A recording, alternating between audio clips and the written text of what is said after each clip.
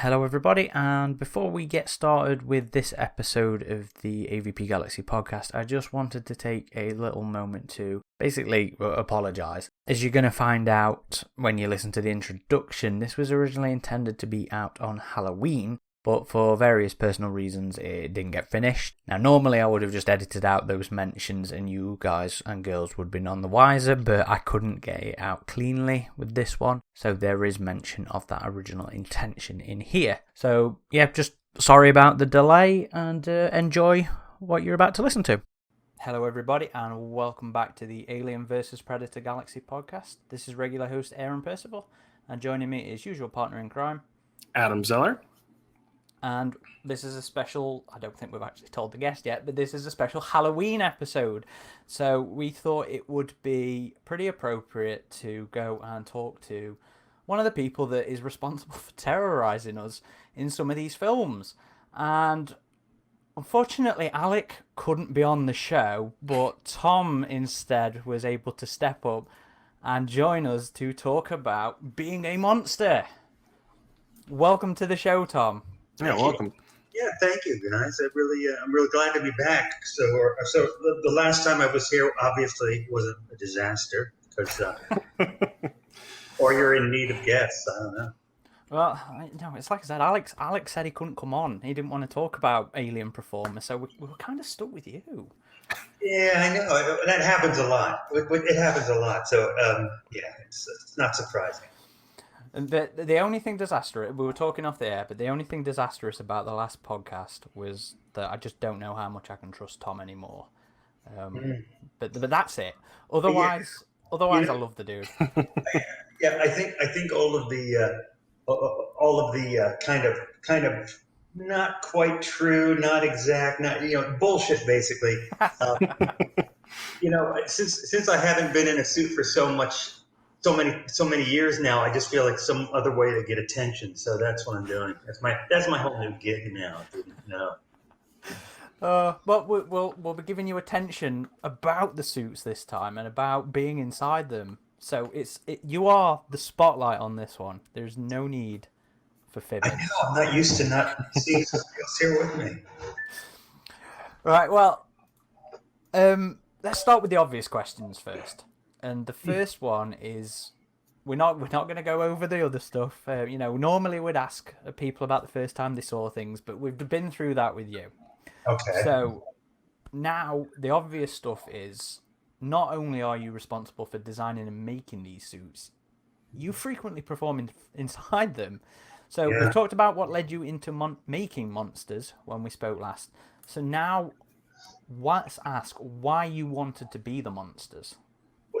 Yeah, I know that before I wanted to make monsters, I wanted to be a monster. That my story, my history, which I've mentioned a number of times. I don't know if we got into it last time, but it's not that different from everybody else's. As a kid, 5 or 6 years old, watching The Creature from the Black Lagoon or watching some gorilla movie from the 40s.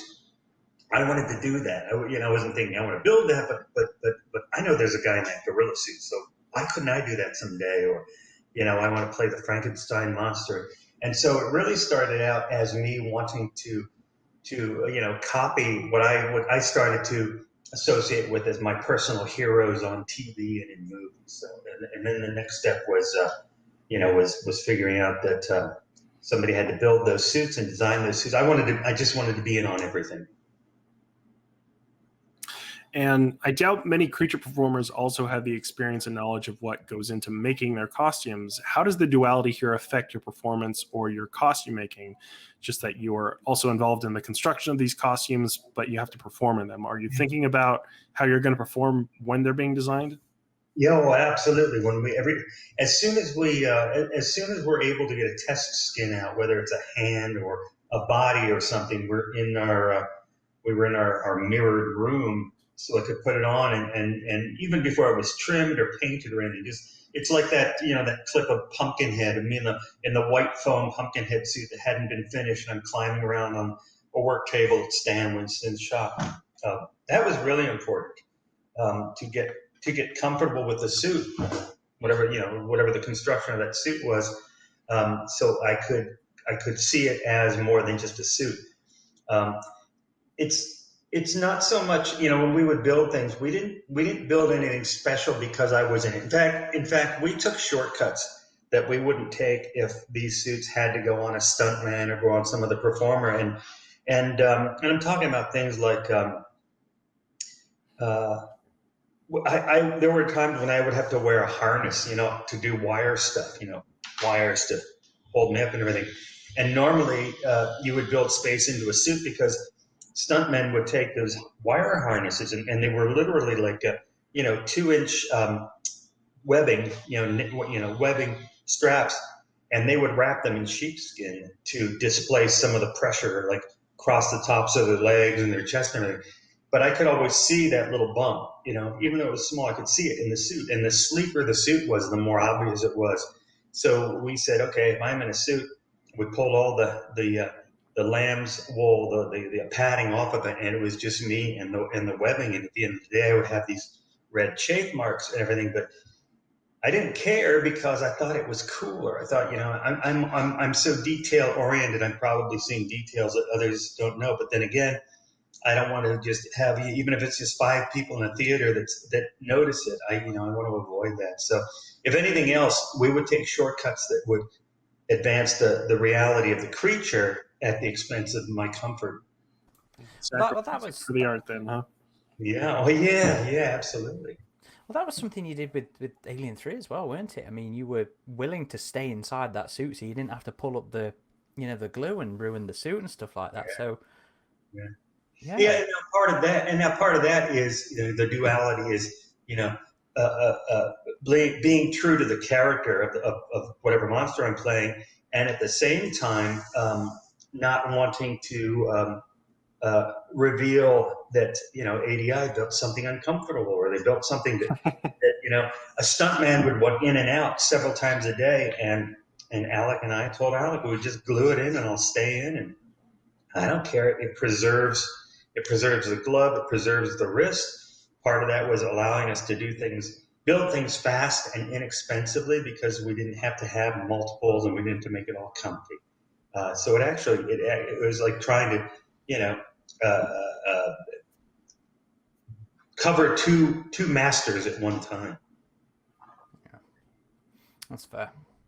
Well, talking about Alien 3 then, I mean that was the first time you suited up inside the alien, and I think it'd be fair to say that unlike the Predators, you had Predator and Predator 2 at that time.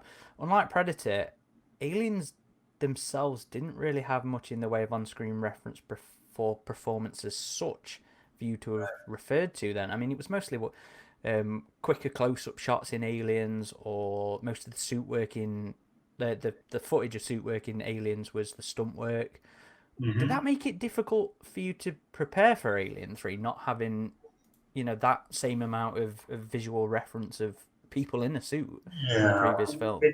No, it didn't. I mean, if anything, it kind of fired me up to give me the ambition, to give me the self-confidence to go to Stan, or to go to on Alien 3, to go to Paul David Fincher right here in front of us.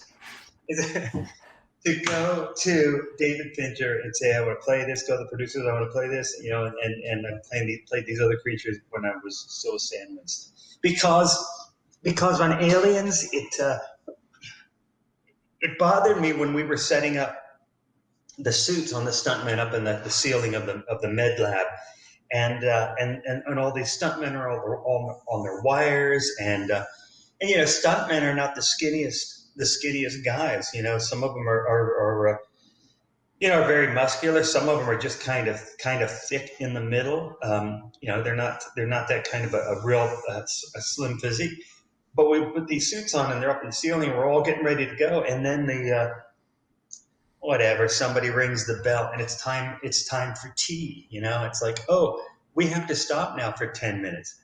So everybody is passing up these greasy sausage sandwiches to the guys up in the roof, right? These guys up there eating, and it's like, you just know that they're making a mess out of everything. And then we went ahead and shot the scene. And truth is, it didn't matter because, and Cameron knew it, you know, he knew it was going to work this way, but, you know, they dropped through the ceiling, there's smoke, there's light, there's camera movement. All you needed to see, you could have thrown an empty alien suit out, I'm convinced, you know, because there was nothing about the performance or the physicality other than, you know, a humanish figure falling and landing on the ground. So when I saw that, I thought, wow, if I get a chance to do this, I'm going to come up with some really cool moves, and I wanted to be able to see the alien in more of a longer shot, even if it's just a few seconds longer, to capture what that thing looks like on screen. Yeah, you didn't really get too much of a focus on the warriors in the second film. It was all very quick and very fast. Yeah, I mean, you did get that more with the Queen alien. But yeah, in the second film, they were so quick whenever the warriors were on screen. You know, go ahead. Well, I was just going to say, had you done any creature performance when working on aliens? I can't remember when you first suited up. I had started when I was at Stanley. I started with the Gill Man from Monster Squad, and then that was mid-80s, weren't it? Yeah, mid to late 80s, and then I can't remember if Leviathan came next or if it was Pumpkinhead.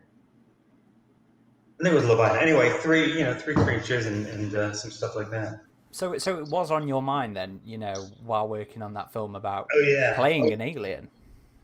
Oh yeah, absolutely was. It's like when I worked with Stan, it was under the umbrella of him caring enough to go to production on like Gilman and say, hey, I've got this guy. You know, I'd already made a life cast of my own body. I didn't do it myself. I had it made by friends. And I said, look, Stan, we got this body cast. We're gonna save so much money if you let me play the Gilman. And but he was great, you know, and that gave me confidence that he was going to put his name on the line, you know, and say, try this guy out. So that was really a big moment to be able to start doing that. Okay, that's cool. That's interesting to know as well, that you were thinking about it even during that time. Yeah, of course. Yeah, I think, you know, I read stories of actors that were the same way. They were kids and, you know, they wanted to act. You know, the story about Sean Penn wearing these beetle boots, and he was on the beach somewhere, you know, out in California, whatever. And he said, I just remember looking down and seeing my feet in these beetle boots and thinking, not beetle, the insect, the beetles. I don't know if does anybody out there remember? I remember the Beatles. I have a great hits album. Good. He said they made others. I thought they just made hits. Yeah, these are all the hits in this one album. No, but that was funny. I thought that's weird that you could be a kid and you look down and because of your shoes you suddenly go, I need to be an actor. I would have to be an actor. So it's a kind of similar thing. Me watching some monsters on TV and thinking that's what I'm here for. So in terms of prep then for suiting up for Alien 3, you know, being inside that suit for the first time, you know, how much of that was sort of dictated by what you were reading in the script versus what you were able to, you know, bring into it yourself? You know, what was those early thoughts, you know? Well, I knew going into it that these movies rely on short, fast clips, you know, and if there's not a big action thing happening, you normally are not going to see it. But Fincher did work in moments, you know, of like an alien. I forget how far into the movie, towards the end when everything starts falling apart. But you know, the alien has captured somebody here and here's somebody else, and he turns around and Fincher would give the creature those kind of moments. And I hope it was because the suit would hold up to it, you know. Because you never can just walk around. A guy can't just walk around like, you know, walking down the street. I'm an alien because I have a long head and a tail on, and you kind of fit everything else in between. But it was that was pretty cool. So I would try to come up with some cool things, and it was always shot from the waist up. We knew that the man type, you know, pelvis and legs would never show unless it was on the rod puppet. So I was doing things where I would lean way over, you know, try to move and just make make it as non-human. I was just going for non-human, and I was also a big fan of Ray Harryhausen's, and I used to think of all of his creatures, how they all had that kind of, even if they're standing, they have just a little bit of movement to them. And I would do that. I would think of if I knew if Fincher said, walk down this hall, stop on this mark, I would walk down the hall, and as I get to the mark, I'm trying to picture, what's the cool pose of the alien. So because that to me, it's like the frame of the comic book. So I have to go from page 1 to page 2, and as I'm approaching page 2, I know it wants to be this. So I would come up to that kind of a movement at the end. So is it kind of because of the way they shoot the alien? It's kind of thinking more about the money shot kind of. Yeah, making sure. Yeah, like yes, exactly right. Trying to make sure there were those moments where it was more than just a shock prop that would come into a scene for a few frames. And continuing on with Alien 3, there's a scene with Ripley in the basement where she seeks out the xenomorph after realizing she's been implanted. We know that originally the scene went on for a bit longer than in the film, where it cuts away right after it drops from above. We were wondering if you could elaborate on how the full scene originally played out. Wow. I don't know. One of those ones where maybe it was a little while ago. Let me start and see where it goes. I do remember that scene. To me, the biggest thing about that scene was they built a little shelf for me above the camera, right? So the shelf's up here. I'm laying up here. The camera's down here. So when they give me the cue, I could kind of drop down in front of the camera, right? And then stand up or cut. I forget. But anyway, I was in that thing. I was in the suit. My face was down. I had the foam rubber neck. And all of a sudden, and to stop me if you've heard this story, or if people listening to this show, can you give them a 911, an emergency number to call and say, we've heard this, but it's a good story. So I'm laying up there, and we do take number 1, and I'm still totally enamored, with Sigourney Weaver. Back then, it was like, oh my God, this is the most beautiful girl in high school, and she's going to go to the prom with me, or at least let me finish asking her before she says no. So she comes into the scene, and I'm just laying there going, oh my God, I'm watching Sigourney Weaver, and she's doing the whole thing, and I find myself, just start to kind of get drowsy, and I think the first scene was an alien, and I'm just laying there, and then they cut, and I said, sorry, I missed my time. I don't want to say I fell asleep. So I talked to Alec about it, and I said, I think I'm gassing out because there's no air moving around up there. When I lay my head down and squeeze into this thing, my face is pressed in, and so I can't get fresh air. So I think I'm breathing more carbon dioxide than I am taking in oxygen, and I'm just slowly passing out is too dramatic, falling asleep is too light, but it's somewhere in between. But so Alec would stand at the other end of this shelf where my feet were, and when they said alien, he would pound my feet so I would feel it through the rubber, and then I would just move. So it was hard to just figure out that, come to terms with that, where then it was okay because it was just dropping in front of the camera. Had it been something where the alien had to make some more of a presence, it could have been a real problem. But beyond that, I know that there is a cut to that, a cut from that shot, and I know there was stuff beyond that, but I don't remember exactly what it was. No surprise. I don't remember exactly what it was, but it wasn't anything that changed the trajectory of the story or Ripley's character. I think it was just time had to come down, but. Just a bit more of a confrontation with the alien there, I guess, before it would run off or something. Yeah, Fincher did finally do a cut, did he, or did he not? I don't think he was involved. It was actually someone who did the DVD and Blu-ray sets, Charles de Lazarica, who I think he was primarily responsible for recutting the film, right? With it's called the assembly cut now.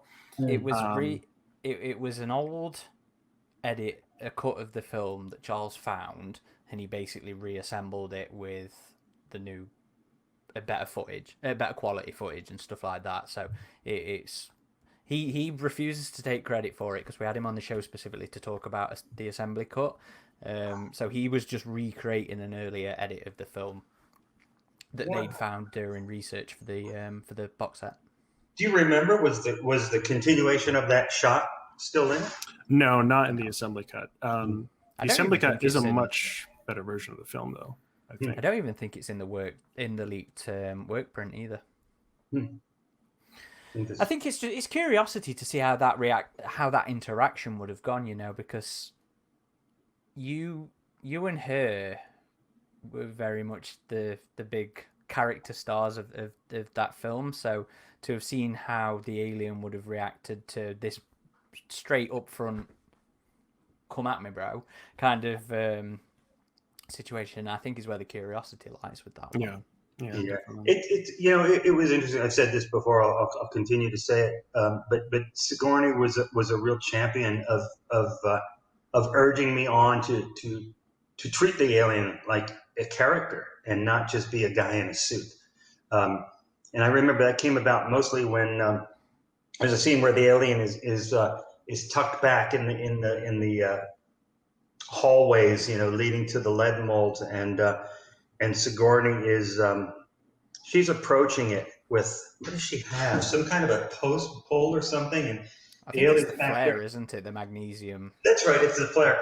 And I'm reacting, and I'm trying to watch that, and Fincher just wants a lot of crazy movements, and I remember after a take, Sigourney said, let's talk about our characters, and I started to get choked up, thinking, I'm a character. What do you think?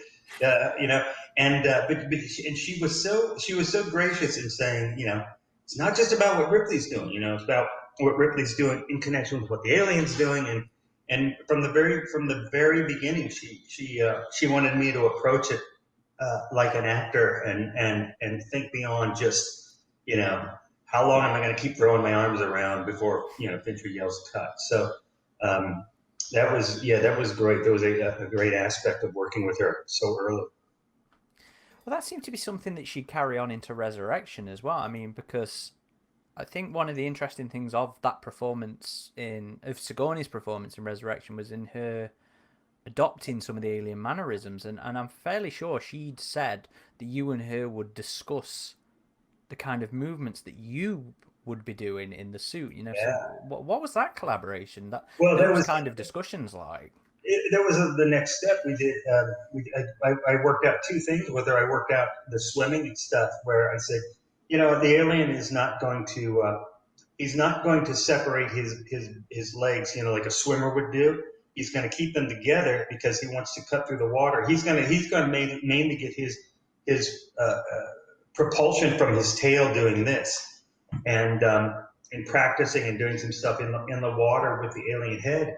It's like the hard thing was to get the alien to stay neutrally buoyant, because when you first go in, the foam is dry, so you're kind of riding high. But then as it starts to collect water, the suit starts to go down. But we found a way to make that work. I think there were some shots where Sigourney might have had a wire on the front to help pull her in a line, but she was doing it all, with her hips and her torso, and it really looked cool. And there was also a scene where when she first wakes up and she's in that white weird material kind of shroud that she's wearing. She asked then, what's some cool alien stuff to do. And I just talked about, I said the biggest thing that would help is if you could picture that you just had a third eye right here, and that's how you were looking at something. So you have no depth perception, but and you're not listening to sounds. You just have a field of view, and whenever you see movement start to come in, that's when you can come and you can stay locked on it that way.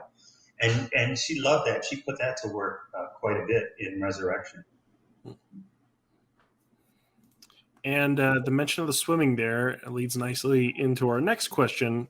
In Alien Resurrection, for the underwater scene, there were a number of shots that required you actually being underwater in the alien suit in an enclosed set where you couldn't just surface for air if you needed to. From what we read, there was a moment of concern where you didn't get a regulator as quickly as you should have. Could you tell us a bit about the difficulties involved in being underwater in the alien suit? Well, yes, it was. The thing was that the alien had to swim at a constant depth, so the camera wasn't having to track him doing this. So they wired me to a track on the floor of this. I think it was like a 14-foot deep tank, at Fox. It was it's cool, it was one of the famous um, movie sets. It was one of the few places that had they pull up the floors and there's a big pool under there and had been used back in the 40s. And I love the history of all that. So we're in that, and they built a track and they wired me to it. And what we came up with was the dive master, who's in charge of everything. I just trust everything he says and does, and make sure I do what he says, because he was the one that figured out that we could hide this. They have these small pony tanks. They give you about, I think he said 2.5 minutes of air, and it was just one shot. It was going to be one shot of the alien reaching out and then being pulled away like that, right? So I figured, oh, that's great. I'll probably never even tap into it because I can hold my breath for a long time. So we had that, and the idea was, okay, I can't start the shot with the breathing thing in my mouth. So they did a countdown with the cameras, and they had underwater speakers, and they said, okay, we'll count down from 3 to 1, and on 1 we will pull you back. So before that, when we set number 2, and the dive master practice, there's a slot for my mouth, he would just put it in, right? We do it over, over, and over, and over. And then we do the actual take. And I just remember them saying 3, 2, and I felt the mouthpiece come in sideways, like hitting, right? And I'm trying to find it. I'm thinking, I've already heard 2. And then they said 3, and I just pulled back. And I'm really good at not panicking because I couldn't get up and surface.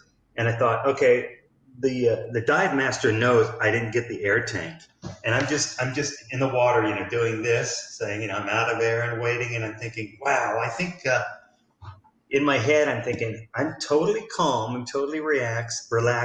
I think it must be 30 seconds now. Now it's probably 40 seconds. I know. I'm not going to have much air beyond a minute and 15 because I've been doing a lot of stuff, and I'm counting. I'm thinking, oh shit, what I think, okay, what's the next worst thing that can happen is, okay, if I pass out because I don't have any air and take on water, they'll get me on top, and I'm trying to just keep myself calm down.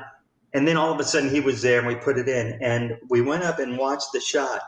And through all this, when I'm thinking, oh, I'm perfectly balanced, and I'm not panicking, we watched the shot, and as soon as they pull me away, right, all of a sudden, the diver, the dive master, and another diver suddenly came into the frame, swimming right towards me, and it was like he got the air to me in like 6 or 7 seconds. So just felt like a while. Yeah, obviously I wasn't as calmed down as I thought I was because I miscounted all that time. But, and they I say that same story on the Resurrection Extras DVD. And the thing that makes it sound even scarier, right, or more deadly is while I'm talking about this, they had the music track of somebody playing the piano, like it's almost like Tom Woodruff drowned today, and here's how it happened. And I'm just talking, and you hear this kind of slow, sad music, and that was kind of cool. Were you confident underwater then before that whole thing? Yeah, because... yeah. We had when I was still at Stan's, our whole crew, including Stan, we got licensed. Is that the right word? Licensed to scuba and ocean dive, and that was because we had to go over to when we went over to Rome to shoot. We then did some monster stuff. We went down to Malta, and they had a big tank that like one of those infinity pools, but it would line up with the ocean, so it was really cool. And me being in the suit and the guys working with me all had to be able to do scuba. Was there ever any consideration or temptation to do more of you practically underwater for that bit? For Leviathan? No, sorry, for Resurrection. Oh. No, I mean, no, because you know what, we didn't. I didn't realize that there was also a shot where I reach in with a hand and I grab the ankle of. I forget her name. I can't remember the actress's name. Hillard, I think it is, isn't it? The character. See, I didn't go as far right now as to say I don't remember, but you did. So anyway, I grab her ankle and it starts pulling. But we go underwater, and I'm looking at this hand, which when we're up on land, I'm looking at it. It has all these really cool sculptures and skin detail. And underwater, and I still can't explain why, it looked like rubber. There's something about it. It's like all of the sculptures suddenly seemed like overdone, and it was all very phony looking. And so I was in a way I was relieved that there wasn't more, of the alien underwater. And I think honestly the digital aliens that they brought in were more effective, I think, from a performance point of view. With the ease of the swimming. Even though visually they didn't all connect, but I don't know how I would have been able to do that's the other thing about CGI is you get an accuracy to things, a movement accuracy that sometimes actors aren't able to do. Well, it's like you said as well with the whole swimming thing. Sigourney was on a wire, so she could do her movements. That must have been even more would have been even more difficult to try to do with you, I guess. Yeah, especially in a suit, right? Yeah. Yeah, I remember all those cool tests you guys did on the DVD where it shows you in the alien suit in the swimming pool and you're seeing it from the surface. And so I was a bit disappointed there wasn't more of that in the film initially, but we did get that shot right before the CG alien makes the leap of its surfacing, which was practical, which was cool to see. Yes, that's true. Yeah, that's true. That was a great use, of both ends of the spectrum. Well, I guess you got a reuse of I guess you finally got to see the surface movement in Requiem, didn't you? Yeah. Yes. Jean-Pierre really wanted the look of the alien kind of cresting the water with the smokestacks sticking up, and it was a very cool idea. I think the thing that made it cooler was if we could have put some black dye into the water or something, so you have absolutely nothing. You don't, even the last 5 or 6 inches of clear water is gone. It's all black, and then you see the thing just kind of, it's like a crocodile coming up, But it was still effective. It was new. It was something we hadn't seen with Alien before. And then there was more aliens in water in Aliens versus Predator Requiem, and that one we're going to guess was not quite as stressful of a situation, water work in that film, given you were working in the pool. I think it might have actually been a different actor in the alien suit in the pool, but you were in the sewer set, if I'm correct on that. Yeah, it was the stunt coordinator who was in the suit for the high school pool stuff.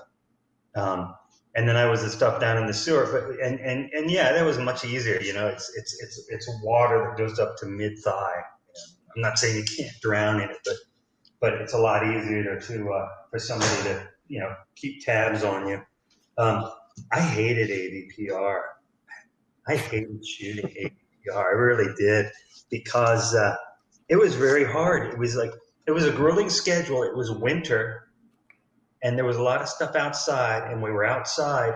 It was a great idea. We're going to have rain in every shot. I love that. I'm not being facetious. I love that. I love the visuals of that. Look at the med lab scene in Aliens with water coming down from the sprinkler. I think it's cool. But what I didn't take into account was it's winter. The water's freezing cold. It's coming down out of these rain towers that are about 20 or 25 feet high. So each of those drops is already meeting maximum velocity. And I'm just wearing, this much foam except for the head, and it was brutal. And we did it so many times. There's a shot where I'm on top of a car, and I remember I'm sitting on top of this car, and everybody set, and then the AD calls for the rain. He says start the misery, and all this stuff, and it takes a couple of seconds before that rain hit. And as soon as it hits, it's just like. It's like everything's like bang, bang, bang, bang, bang, bang, and feeling it, and then suddenly getting this rush of cold and having to stay there and do it over and over and over. And same thing, standing outside of a car, and you're looking through the window, and you see the alien come up on the other side. All cool stuff, but so cold. And the final scenes up on the roof of the hospital, which was really a set built outside, and it was just 4 feet off the ground. But this was so cool. I'm in the alien suit. This is before I put on the Pred alien. I'm wearing the alien suit, and I'm on one tower of the roof up here, and I'm watching which way am I going here? I'm watching down this way, and down here's our actor doing his thing, right? So I'm up there, and I'm just staying up there. Every time the actor finishes a shot, he goes back here, and he gets towels wrapped around him, and he goes in his little I'm just sitting up there because it was a lot of work for me to get in around the fake air conditioning equipment. So I'm just staying there. And at one point, I'm looking over here, and I'm seeing this, cement wall, and I'm seeing water hit and just freeze right on the wall. And then my arms start shaking, and Alec comes over. I mean, just like this, right? So Alec comes over and says, "Is everything okay?" I said, "I feel fine. I just can't stop this arm from shaking." So I ended up leaning against it, pressing against it, so it couldn't do anything. That was the worst. Not worse, like it was, a bad thing. It was the most physically the most strenuous, and I think I won the war, but there were a lot of battles that I didn't walk away from. I bet the suit stuff must have been hard on you as well, with the resistance to what the water resistance to what you're actually trying to do. And did the suits take on water during that bit as well? Oh, sure, yeah, absolutely, they absolutely would. God, so yeah, that must have been very physically draining for you to try. The best arrangement I ever had was when we shot Resurrection at Fox in LA, and on this, I told you, on the sound stage with the big pool and everything, they built like a big shower for me, and with hot water. It was already piped with hot water. So when I was done for the day, or when I was done and didn't need to be used for until afternoon or something, I could go in there, hot water. I could pull the suit open, flush all this hot water into the suit, which made it so easy to slide off, and then wrap up in towels and everything. But there was one time where I was in the water, and somebody was messing around with a pepper spray thing, somewhere up in the top, the rigging up, and it accidentally went off, and people started smelling. So they had to evacuate the whole sound stage.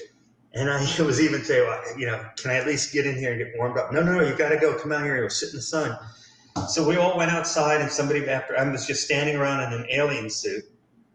And then they brought a chair over for me to sit in. And then I started seeing a news helicopter, and then another one. I said, get blankets on me or something, because they're probably shooting video because of us having to evacuate the stage. And I just kept getting colder and colder. And finally, and I would keep asking, how soon can I get back in there and get some hot water on my body? 15 minutes. So I go back 15 minutes later. How long? About 20 minutes. It's like, wait, the countdown's going the wrong way. and finally an ambulance came up. They just had to check everybody out. Ambulance came up, and this guy was walking by, and he looked at me, and he came over, and he comes over and he feels my face. He says, "How long have you been out here?" I said, "I don't know, 45 minutes or an hour."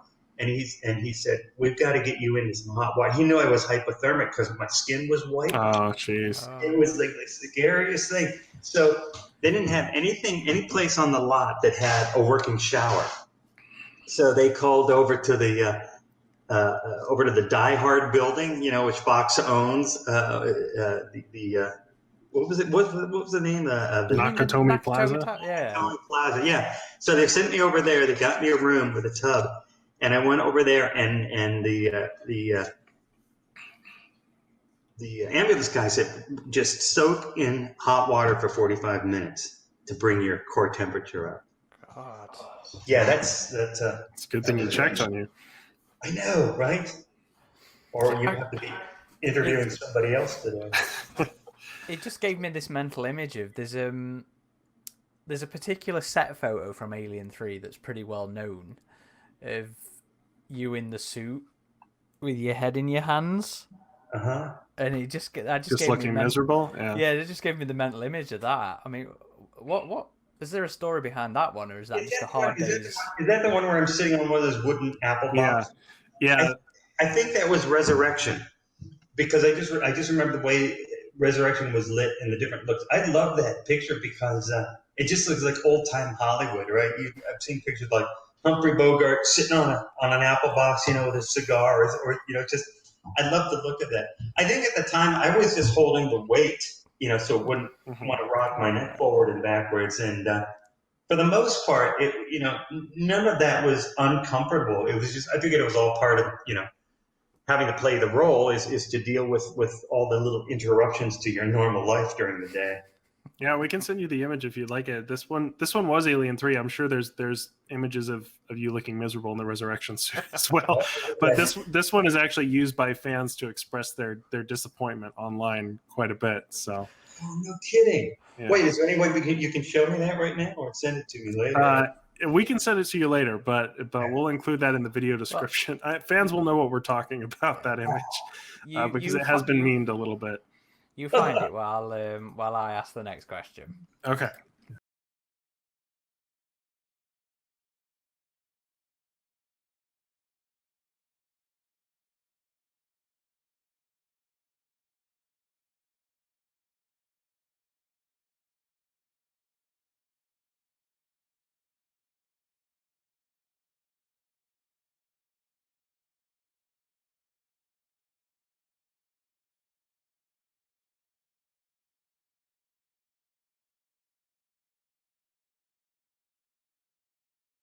So you talked earlier about the rigging and stuff for stunt suits and things like that, and I think when it came to the AVP films, you started to do a lot more of that stunt work yourself. I mean, you didn't do it in Alien 3 from what I remember. That brief shot of grabbing Andrews by the head, but when it came to AVPs, you were doing a lot more of that stunt work yourself, walking down walls and attacking the predators from.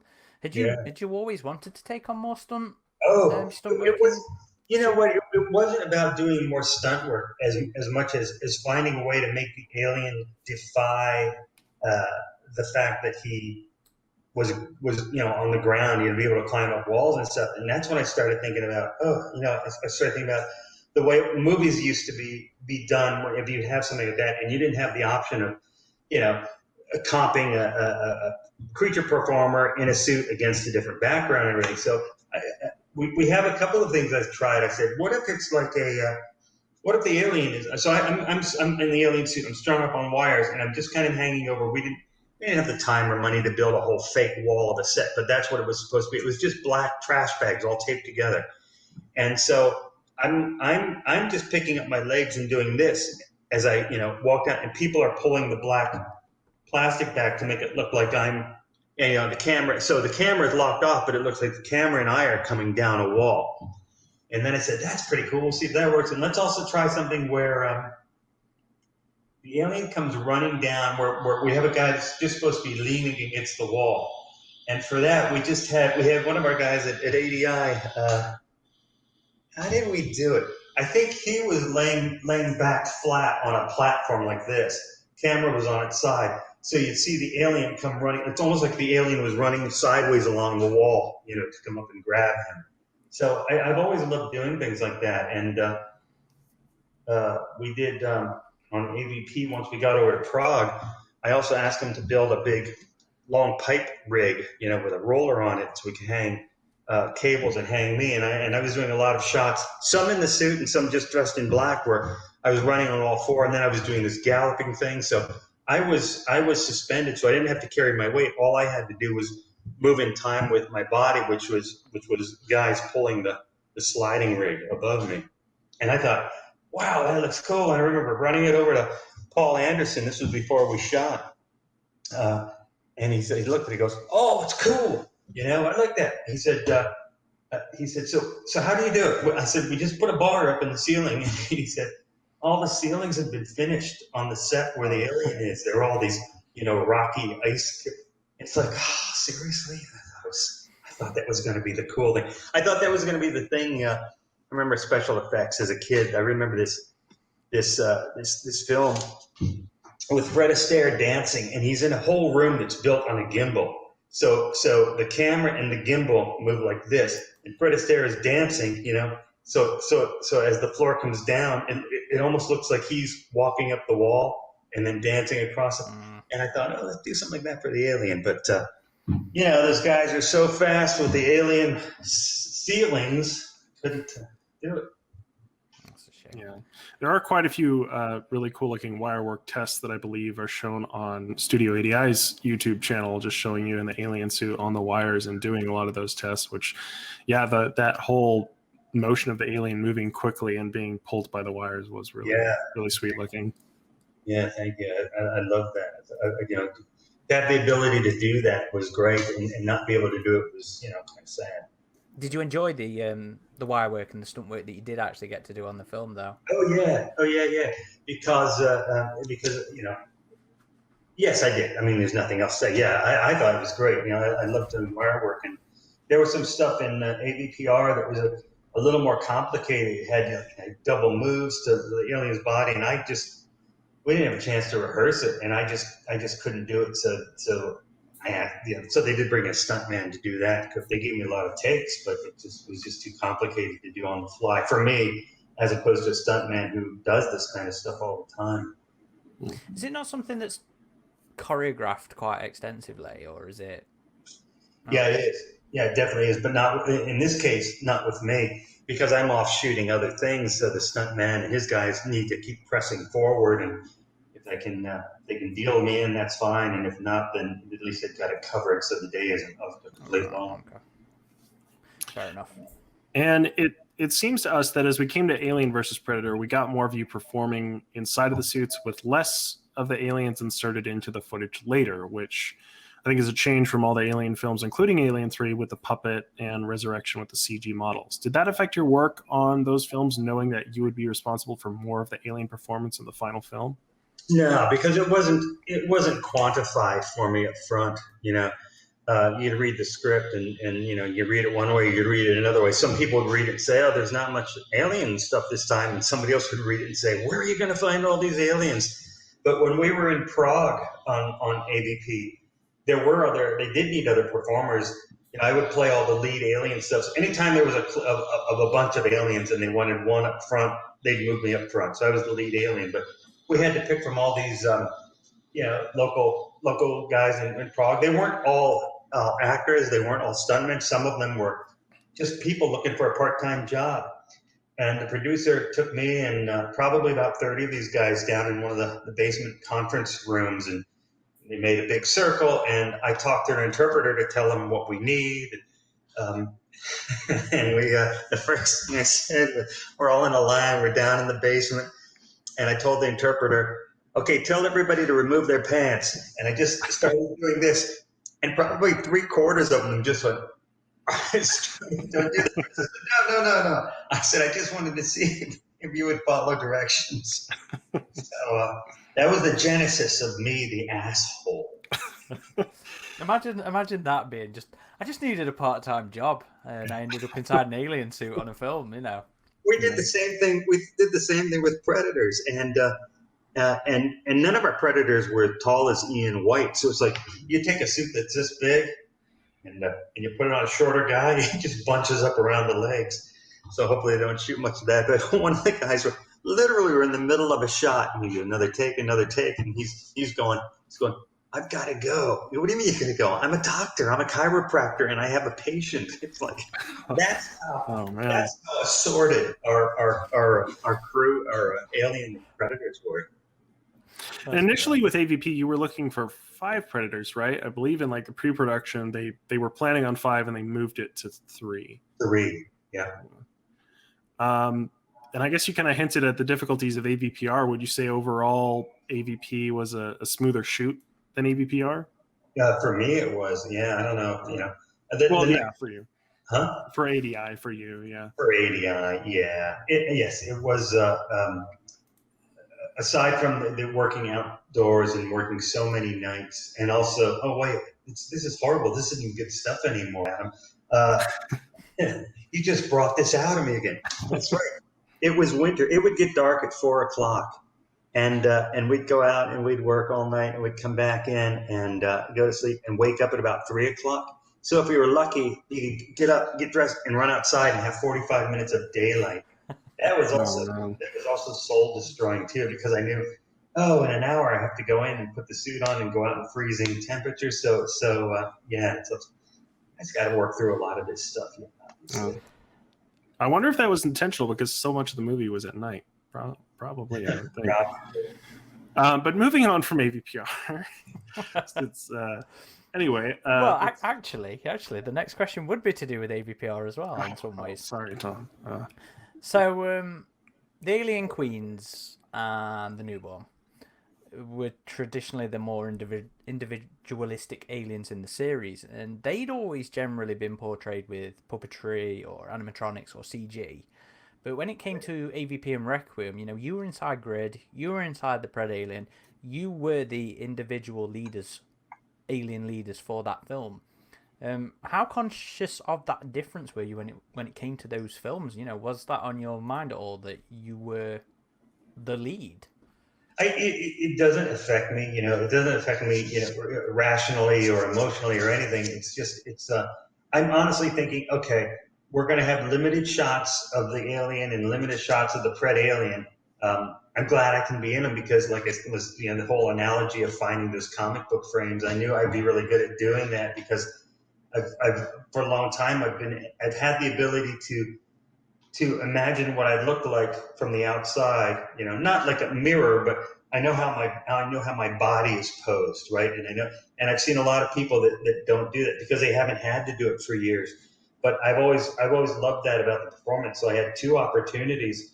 But going back to that set of the hospital roof, that's where the Pred Alien and the Alien have their final battle.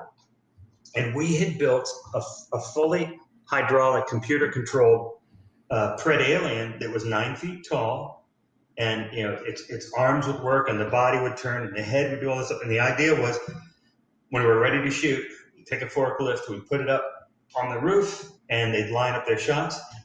And by the time we got to those scenes, there was so little time left that we had the Pred Alien, the big mechanical Pred Aliens ready to go.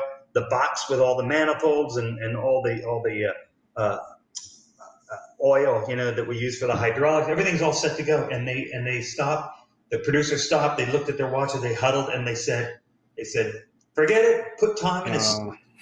So they knew right that they said, how soon will you guys be ready to shoot? And instead of telling them how long, we say, we just have to do this and this and this. So they go, nope. So we didn't get to use it. And I've heard other stories of this happening to people, and it's so frustrating, but I understand it. It's just like, okay, we can't waste. They were guessing it was going to be closer to 45 minutes or an hour and a half, and I don't know if that's accurate, but they had to go with their gut. So that's how I ended up doing the entire scene, which was not a lot of coverage of the Pred Alien at that point because I had to stand on a rostrum to get my height higher than Ian's while he's wearing the Predator suit. Mm. Well, the fight still won that MTV Movie Award for Best Fight that year. Are you serious? Yeah. Wow, where am I when all this stuff comes out? I know, you should have been there accepting the award for doing that fight. I was just about to ask you, does that fight look pretty weak? Because I guess I liked it. In my mind compared to what the hydraulic Pred Alien would have done, I guess. But wow, no kidding. MTV? Yeah, I'm pretty sure that did. Wow. I'll have to check my mailbox. Maybe there's an award statue sitting there.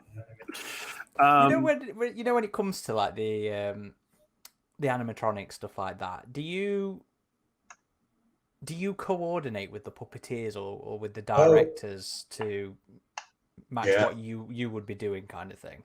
So that's with the directors, yes, and more, not so much early on, but more and more. We have, the VFX guys will come to us and they'll say, so what are you going to do? How do you want this to work? And actually, we're just finished this movie, Skulls, and I can't tell you what it's about.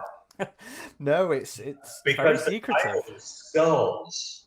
But no, we're doing this thing, and we actually had VFX guys that came up and said, "Hi, welcome to the laziest VFX guys you'll ever meet." And we're like, what do you mean? Because look, tell us what you need from us, rather than us coming in and saying, "We can do that shot, we can do that shot." It was such a great cohabitation with these guys that we're all working on the same thing together, and nobody's trying to carve out a piece for themselves, So that's changed. That certainly has changed over the years. But no, if I'm not in a suit, I'm puppeteering. I'm always puppeteering. So you will physically be there doing the. Well, yeah. Okay, right. Because you're a puppeteer yourself as well. I am a puppeteer. I'm really good at eyes. Really good at puppeteering eyes. I want to put that out there because that I'll do anywhere in the cold or in the night, whatever. And I'm sorry, Tom, I have to disappoint you.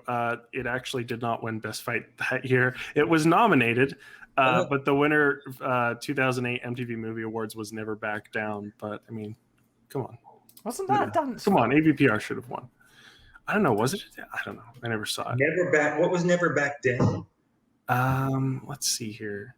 I think it was like some sort of MMA fighting movie or something. Oh, that makes sense. Yeah, but it was nominated. It should have won, in my opinion, but I'm a little biased. That explains the empty mailbox. But I guess that the animatronic Pret Alien was just used in the hospital scene, right, during the implantation. Yeah, because there's so much weight, because the hybrid is so big and it's so heavy, and it's got these giant things, these silicone translucent web. It was super heavy, so we could support it that way, and it would come in with the pregnant woman on the bed. You know, was this built with the same rig that was the Alien and AVP, that was the full animatronic one, or was this entirely created? This was entirely created for this one. That's too bad that more like wasn't seen than an AVPR. If you guys built that whole thing. Yeah. Starting with Alien Resurrection, you were performing with additional creature performers in more alien suits. This continued into both AVP films. We're curious if you trained the first-time Alien or Predator performers on how they might get into the mindset of the creatures, as well as just how to handle the stresses and discomforts of being in these suits. Well, yes, on Resurrection was when we started with more than just one alien, and the reason why it was in that scene where two aliens jump on the third alien, tear him up so his acid blood burns holes so they can escape.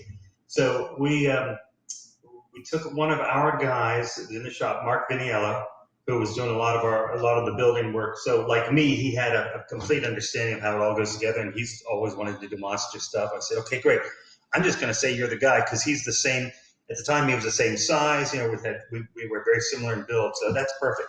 And then one of the producers wanted us to use a different guy that we had not met before, but he was very keen on, you know, I'll wear the suit, and that's it. And that was the only scene that we used him in, was when there were two aliens fighting, and the third alien is like backing up, and they jump on him, just basically kick the shit out of him so they can escape.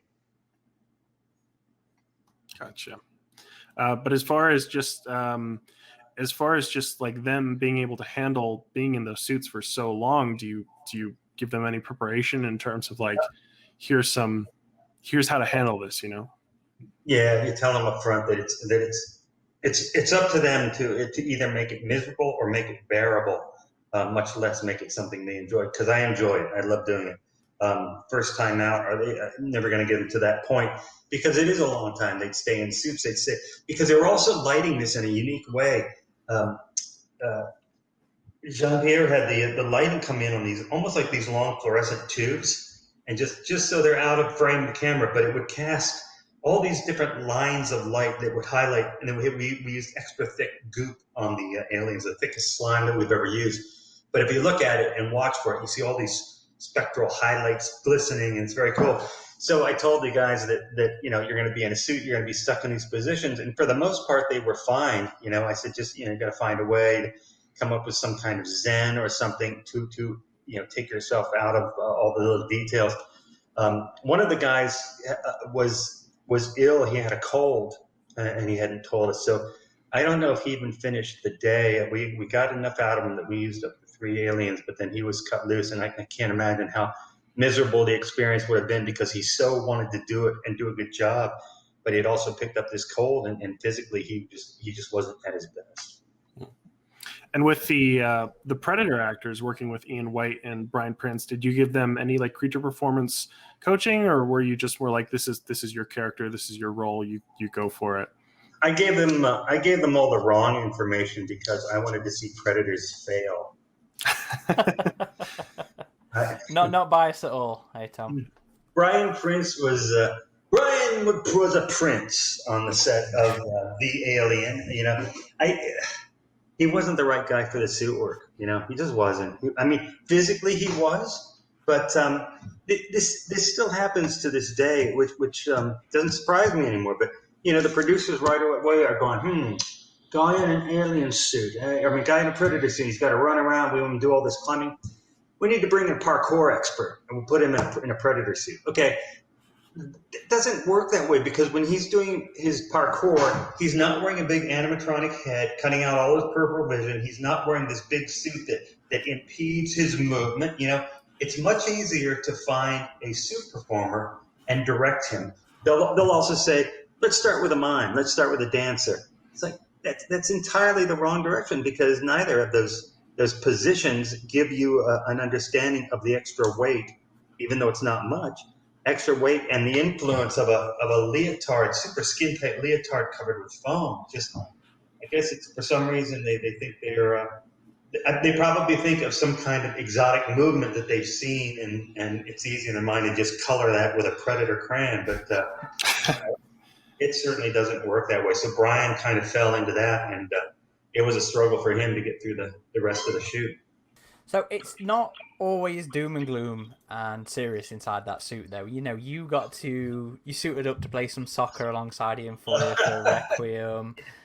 Were you also inside the suit for the Pepsi ad for Alien 3, or those ones for AVP? Yeah, with the Alien and Predator living together? That was cool. That was really cool. It was Joe Pitka, he was a huge name in commercials. We went over to his office to meet him, and he had these gigantic, shelves full of Clio awards, and it's like he's an amazing guy. And that was the person we'd done a couple other commercials with him afterwards. We did this Pepsi commercial with a snowman that comes in out of the cold and melts away to reveal a kid inside, and that was me in the snowman suit. So at the time I could crouch down, but yeah, all that peripheral stuff. And we did the Pepsi ad. We thought, oh man, we're so young at the time. Is 20th Century Fox going to get angry at us? What should we check with them? Or what? And when those people, we realized that all these people paid licensing to do this, so we're all. But no, that was really cool.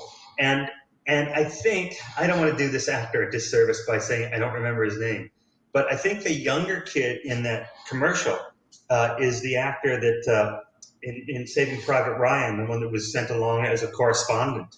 That ends up watching watching that other actor whose name I can't remember. Yeah. So it's not the alien stuff that Tom's struggling with today. It's a lot easier for me to remember the names of actors that played monsters in the 40s than actual actors that do a great job. You guys did a great job. I just want to say that. I don't remember your name because I remember your characters. So those things are fun then. Yeah, the only thing we haven't done, I'm still trying to promote that Sigourney and I do a small tour of the show Love Letters, where she dresses as Ripley and I dress as an alien. I don't know if you're familiar with the show. It's just two actors sitting on either side of a table reading these love letters they had to each other in their youth. And I thought, wow, could you just draw in crowds for that? You'll have to ask her if she has those photos for the Python photo shoot. Oh yeah, I've never seen those. Maybe I get a chance to see them after all this time.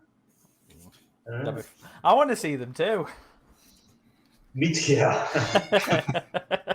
No particular reason. Yeah. Unfortunately, she works too much. She doesn't need to show them. And this is just kind of an odd question. You've had a history of performing as a gorilla on several occasions. Yeah. I think with the alien, it's been one of your most recurring roles. And after the DNA reflex was introduced in Alien 3 with the xenomorph taking on characteristics of its host, we saw that some of the toys, the comic books, the video games played around with this concept. And one of the hybrids introduced was actually a gorilla alien. I'm wondering, I'm curious as to your thoughts on this concept. Like from a performance perspective, would you like to see more animal-born xenomorphs, and would like combining your gorilla and alien performance be something you'd ever want to do? Wow. Can I tell you? Yeah. Yes, I can tell you something. You asked me to come here and tell you things. Yes, when I saw the gorilla, the aliens gorilla hybrid, I thought, oh, please, 20th Century Fox, please move this into the next movie. That would be, to me, it's like combining my two favorite things, right? A gorilla and an alien. I thought that's the way to go, because I remember when the first movie came out, I wasn't even in the movie business. I was still living back home and went and saw it in the theater. And I thought, the more and more you see of the alien, up to the point where the illusion is blown when the stuntman in the alien suit comes out and gets fired out of the rockets, because you can tell it's a guy in a suit. But before that, I'm seeing all these, kind of details, and it looks very mechanical. And in my mind, I thought, oh, it must be because that organism, when it got out in the ship, when it grew in its environment, it took on things of its own environment, like some kind of a weird but natural camouflaging. So I carried that thought with me for a while, and when I finally saw those other toys come out, I thought, oh, maybe this is the answer. Maybe this bridges that gap where you have this alien, this chest burster, and you pack it up against a spaceship, and you come back to it after a few days or weeks or whatever, and it looks like that alien, or you throw it in a refrigerator and it comes out in a couple of weeks looking like a hamburger. I don't know, but I just love the idea that it would take on its own environment as a physical way to disguise itself. In Alien 3, and then continuing into Alien Resurrection, the xenomorphs had digitigrades, or triple jointed legs. They've been portrayed in the films with both this configuration as well as a plantigrade leg design. I would imagine this leg design makes it more difficult because you have less that you can show in the suit, correct? Yeah. Well, it's more of a locomotion through the set. When going back to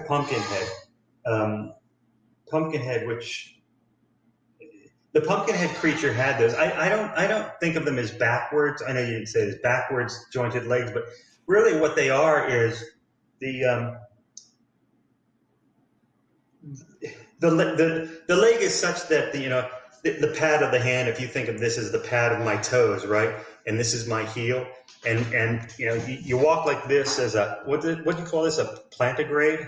Plantigrade is like we are as humans, but it's like walking on fingertips or walking on toes. Exactly right. It's now, instead of walking on this, this being your toes and this being your ankle, but instead of walking on this, now you're up like this. So it extends this, and then it goes up to the knee, and then it goes up to the hip. And usually what you see is it looks like a backwards leg, unless you know what you're looking at. But anyway, long way of saying, we did try it on Pumpkinhead. We extended the joint to go down to the toes, and they were very heavy steel struts, so I could put my weight on them, so they're very difficult to move. And I couldn't really find the balance, so we hung a cord up from a gantry outdoors, and at least I was able to stand up and do a couple poses and a few steps. And when we started Alien 3, we were working with Steve Norrington and some of the guys over in the UK, and he was trying to build something that, like a two-piece fiberglass thing that would lock around my thigh and support my calf, my whole lower leg, with a metallic, outer, like a strut, and find out how small we could keep them, so the suit wouldn't reveal them. And I remember being able to walk, but it was very hard to learn balance, and I don't remember how much time we had, but I just thought, boy, this is really going to slow down filming if we try to do too much with this. So we didn't push it, because by then Fincher had also made up his mind that he wanted to really engage in this rod puppetry thing, which has its ups and downs. I think there's more ups to it than people realize. But anyway, we haven't ever done it. I'm able to stand on some extensions. We did some Wolfman leg extensions for the vampire's assistant, and they're not too bad. I can walk and keep them balanced on this. But I know there's a company that does those Digilegs, and seen great stuff on video. It's just it's a lot to learn, and then you also have to be able to hide all of that rigging. No matter how sleek it is, it still kind of gives it away if you're not careful. So I guess it would be possible, given the work of Pumpkinhead and Werewolves, to do that kind of leg design practically, but it's typically just more straightforward to do that CG when you're seeing the full alien or the lower half of the alien. Well, honestly, what I would do if I was directing Pumpkinhead, I would choose my battles. I would choose, okay, I'd go through it. I'd say, here's where I want to see him head to toe. Here's where I want to see, right? and we'd work out those extensions, or we'd have a cable and stuff. And then for the rest of it, I would say take off the leg extension, put the guy up on a gantry out of shot, just shoot him from the hips up or whatever. And that way you're taking advantage of the best ways of doing each of those two versions instead of trying to combine them.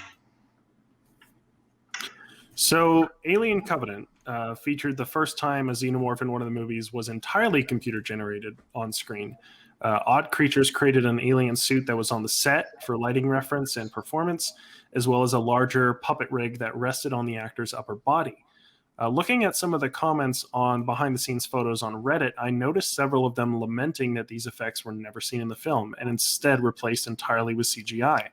With Alien specifically, do you think that there will be always something missing without the man in the suit or practical puppeteered effect making its way on screen, regardless of how good motion capture or CGI gets? Well, I think so. I believe so. It's that hanging question that you just said at the end. How much better is CGI going to get? Because if you watch a movie where the CGI was really lavished on the production, right? Like Jurassic Park or like Peter Jackson's King Kong, all that stuff. I think all that stuff holds up to today. I think the Jurassic Park example is more telling because it's got the balance between digital and the Stan Winston animatronic dinosaurs. Peter Jackson's was all non-practical. But it also depends on the size of the budget, and what you can afford to do. I think there's still something that's very, very provocative about it. A man in a suit kind of thing. I don't know if that's the right word. There's something that is very settling. It just seems more real. Practical things still have an edge to them that I think is more real. But there's times where CGI allows you to do footage and scenes that you otherwise wouldn't have been able to do. So I was surprised that picture. I think that's Javier Bodet. Is that right? Was he wearing that? Yeah, he was the performer in Covenant. Yeah, I saw one picture of it. I hadn't seen it before, and I haven't. But I looked at it and thought, oh shit, that's. Oh, sorry. Can I say that? Yes. That's a brilliant way to do it. If you have the VFX team that's willing to go in there and get all rid of that green, but we've tried things like that, and at what point does it become so prohibitive? Because if Javier is walking towards camera, doing his alien thing or whatever, and he turns this way, now all of a sudden you're seeing green, and you're seeing an alien out here, and like, how do you bridge all of that? And it was beautiful work. Odd Studios does beautiful work. I wish I would have seen that in motion. If it's just built for a straight coming at you view, then so be it. And, get your 3 or 4 or 5 shots the best way you can out of it. How important do you think the actual reference performance is for that kind of thing as well? I mean, because didn't you did reference footage for the rod puppet for Alien 3 as well, if I remember rightly? For the what? For the rod puppet. Oh yeah. I was also thinking. There's also when Sigourney's about to be trapped in the lead mold and they're trying to trap the alien. Around, yeah. Yeah, and the alien runs across the open track behind them. Fincher used me as reference, and I'm just in legs and no extensions, and the tail and the suit and everything, and the head. And so he said, "Put your head down," so the alien's head like this. So I did that. The first thing I did, I just ran headlong into the wall next to the. Oh man! So I heard all the visual effects people at Boss got a kick out of watching that over and over and over. I think the reference stuff is very good. I think motion capture suits are amazing. I was working on a show where there was a lot of motion capture. I was just doing some peripheral prop stuff, but Andy Serkis was involved, directing this stuff, and it's like, wow, it's really intriguing, to be able to push that as far as they're able to push it. That's fair. Yeah, I think you're right, though. I think it just comes down to a proper balance and playing to the strengths of both CGI and practical. There were these Alien 40th anniversary shorts where they did use that Covenant practical suit, and I know a lot of fans were praising that one and like, why didn't we see more of this in Covenant itself? So Yeah, I do think you can overdo it with the CGI, regardless of how good it gets. Personally, It's interesting. It's interesting that you bring that up because I did want to promote this. I'm also selling alien shorts. They come in 3 sizes. They're great for swimming and for sleeping. So has ADI opened the online store back up? Is it what? is With your ADI online store back for ADI? I don't know. I don't know. I think I'd rather be a monster maker and a monster actor than a shopkeeper. Not a short designer. Yeah, not a shorts designer either.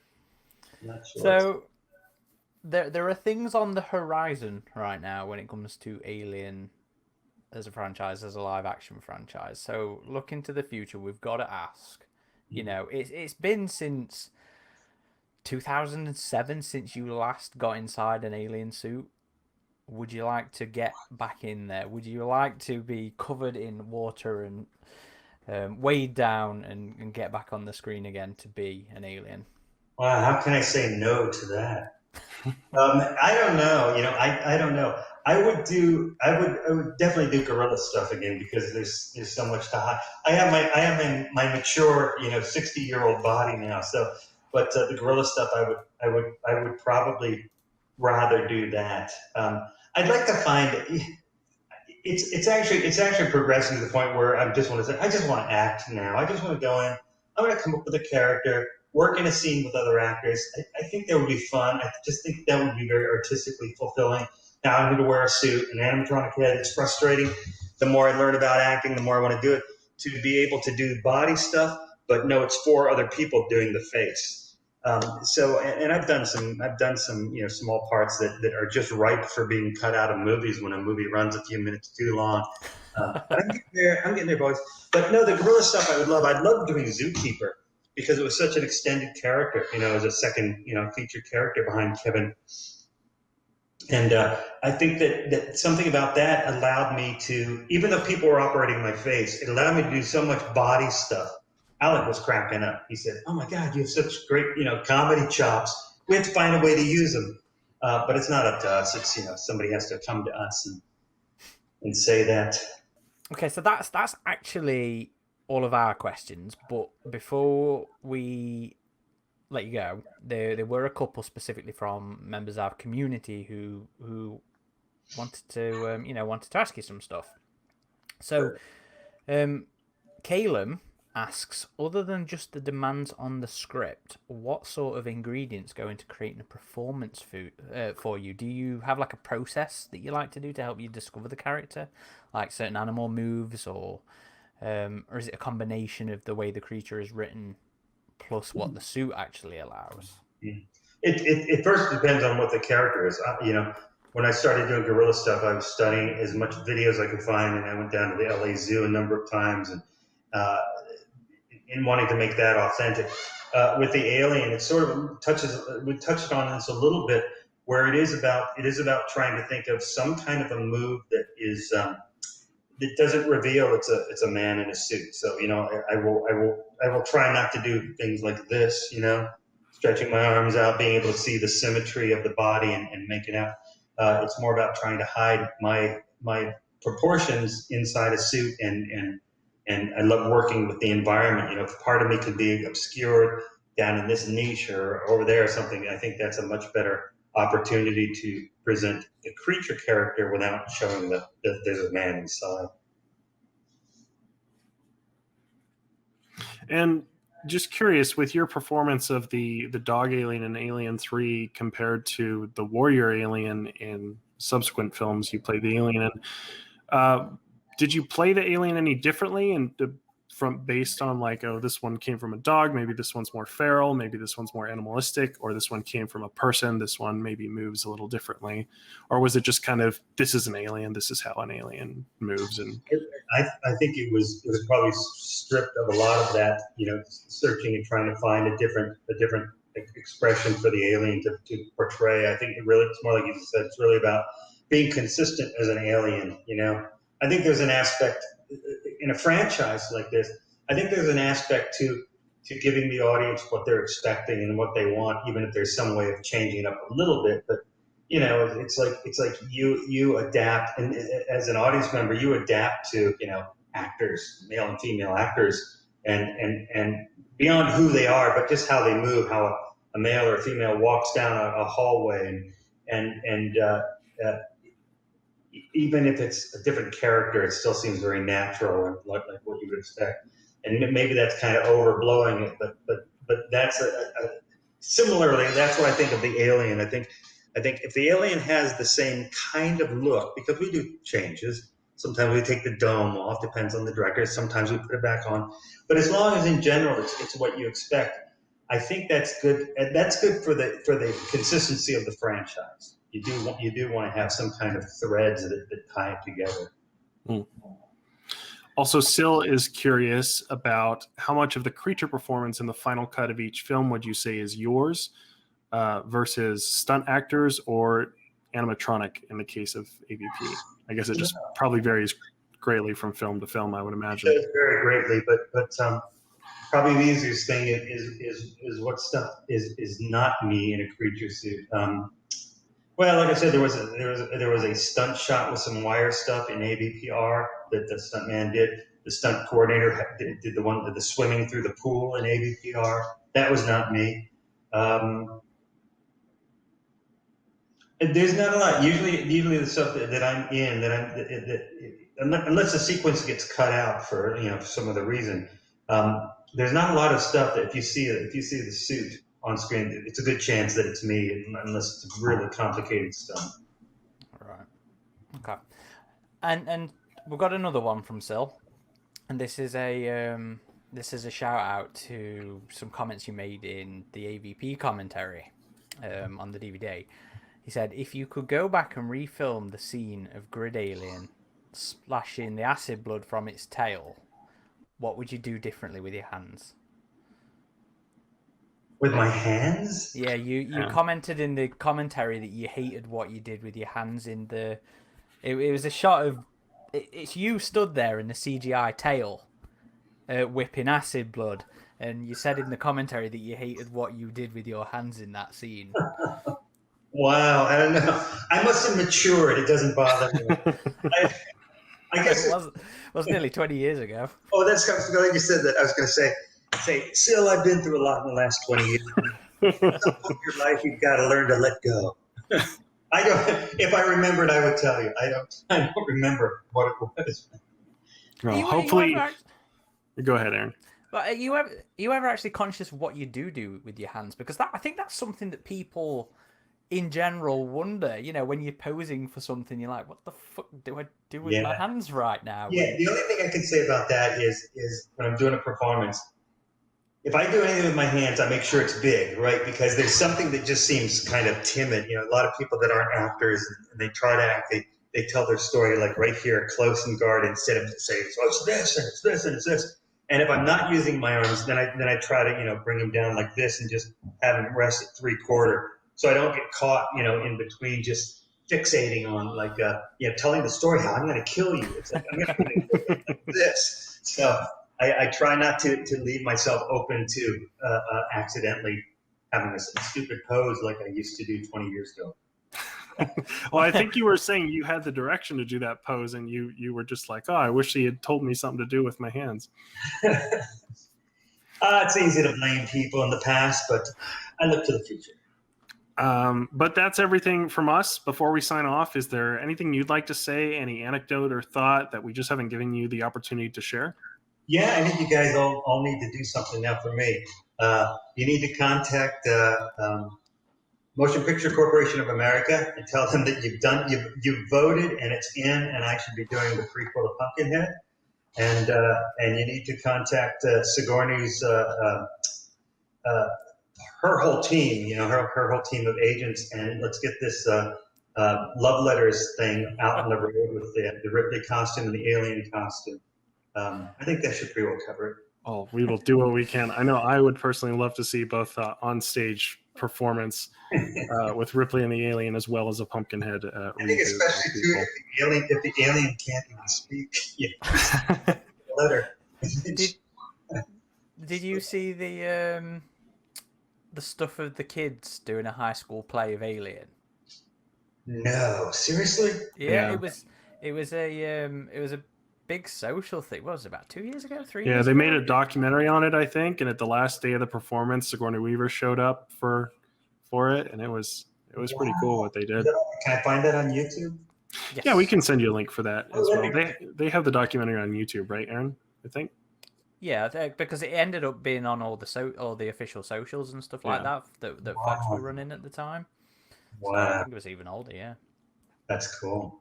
That's great. Well, seriously, thank you, Tom, for taking the time to come and talk to nerds again. You know, Yeah, thanks so much for joining us again. Thank you. My pleasure. I guess we just see that we don't really need Alec. we won't tell him if you don't. All right. Well, good. Thanks, gentlemen, and thanks to all your followers. It's really appreciated. Tom, did you want to throw out any socials for you or ADI if people want to follow you? Or it's like you did like you did admit the our YouTube channel, Studio ADI. We're still loading that up with new stuff as it becomes available once the film is released. I've kind of gotten away from Instagram for a while. I'm going to be going back to it very soon. I've finally found some time to start working on some personal projects. So my Instagram is Tom_Woodruff Jr. That's really the only one I use. But yeah, hopefully I'll start having some new stuff because it's been a long time. sounds good. And if you'd like to find our website, it's just avpgalaxy.net.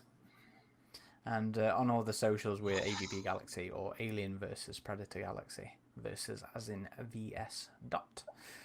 So thank you everybody for watching or listening, depending on your outlet of choice. This has been Aaron Percival. Adam Zeller. And Tom Woodruff Jr. And I wish you guys would have told me what to do with my hands. That's a good one. Oh, that's bro.